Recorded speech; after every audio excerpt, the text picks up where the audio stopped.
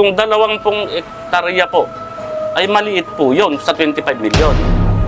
Pero sa ngayon po, 4 hektarya lamang po ang napatutubigan. Yun lang.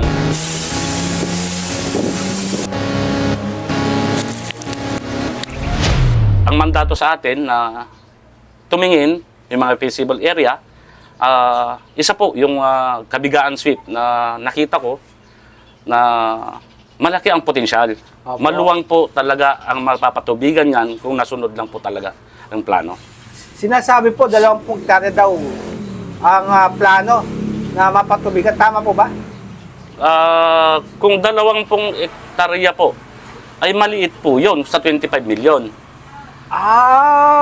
Sa sa inyo Opo. pong Sa computation po, computation. opo, maliit po yun kung 25 milyon. Pero sa ngayon po, 4 hektarya lamang po ang napatutubigan. Yun lang. Mas grabe. Mas Sa grabe actual. po. Opo. Kasi ang computation po yan, kung hindi po ako nagkakamali, sa bawat hektarya na ginagawa ng Department of Agriculture at ng BSWM, ang BSWM, pag gumawa po yan, 400,000 bawat isang hektarya. Opo. So, dapat, pagka yung 25 million, i-divide mo sa 400,000, ilang hektarya po yun? Maluwang po yun. Maluwang. Opo. Yun po yung kayang patubigan po ng 25 million. So, ano po naging depekto po rito? Kung ito po ay disenyo po ng Swisa, ito pong Kabigaan Sweep. Actually, nung pinasurvey po natin yan, kasama po si Ma'am Mercy Jane, dalaga pa siya noon.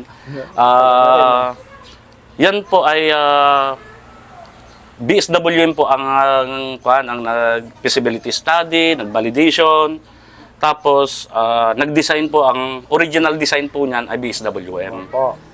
Ngayon po, nung susunod na taon, for budgeting na po sana yan, humiling sila na kung maaari ay maipasa sa LGU. Sino po yung humiling? Ang LGU po ng Kuya po. May pasa sa kanila. May pasa sa kanila dahil yung design nasa BSWM po. Tapos nakahingi daw po sila ng budget na worth 25 million na ewan ko kung sinong senador po yung nilapitan nila. Pero sabi nila isang senador, sabi nila nandiyan na yung budget. So for implementation na lang.